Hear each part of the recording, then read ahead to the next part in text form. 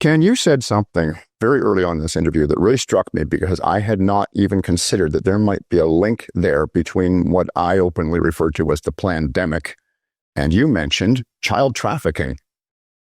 What is the connection? And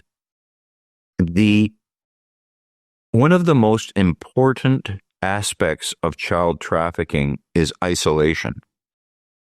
They isolate the child. They isolate the family.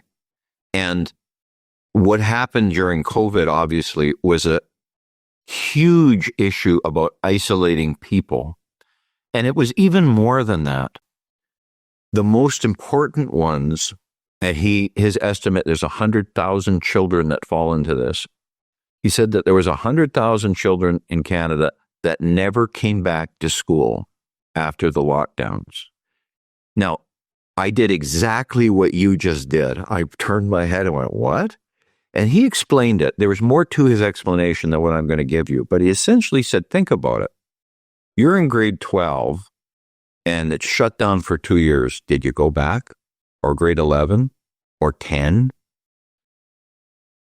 There were a lot of children that just simply never went back. And so those children are at risk because, first off, they're isolated. They're undereducated. So they're at risk of trafficking as well. So this whole, I'll call it a breakdown of our social fabric.